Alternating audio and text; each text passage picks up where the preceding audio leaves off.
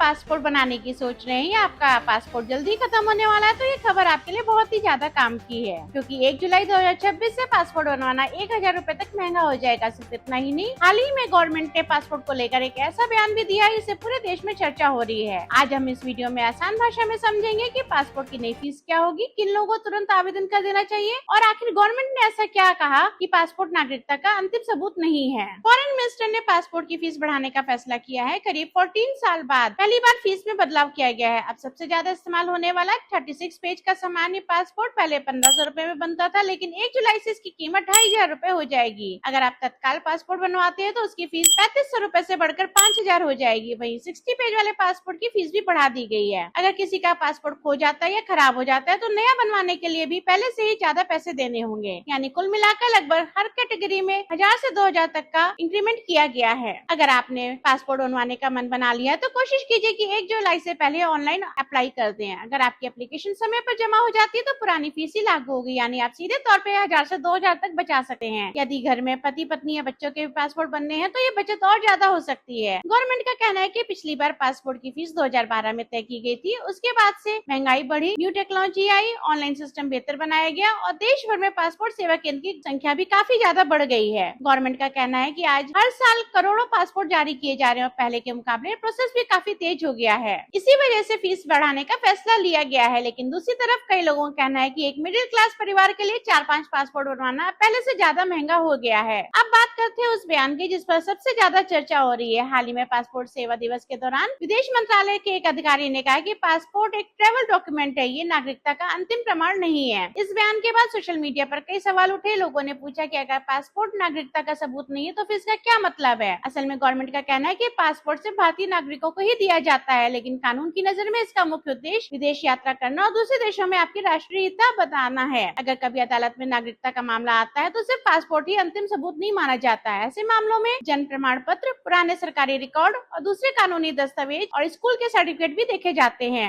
यानी इस बात का मतलब ये नहीं है कि पासपोर्ट बेकार है, बल्कि इसका अपना अलग अलग कानूनी उपयोग है। तो क्या करना चाहिए, हम इस पर डिस्कस करते हैं। अगर आपका पासपोर्ट अगले कुछ महीनों में बनने या रिन्यू होने वाला है तो कोशिश करिए कि 1 जुलाई से पहले ही अप्लाई कर दीजिए। साथ ही अपने जरूरी डॉक्यूमेंट्स जैसे कि बर्थ सर्टिफिकेट, स्कूल का रिकॉर्ड जैसे हाई स्कूल और 12th का बोर्ड का मार्कशीट, पुराने सरकारी रिकॉर्ड एक सुरक्षित जगह पर संभाल कर रख लें। ये डॉक्यूमेंट्स भविष्य में कई सरकारी कामों में काम आ सकते हैं। अगर ये इन्फॉर्मेशन आपको काम की लगी हो तो इसे अपने परिवार और दोस्तों के साथ जरूर शेयर कीजिए। Thank you for watching till now. Please like, subscribe for more genuine news.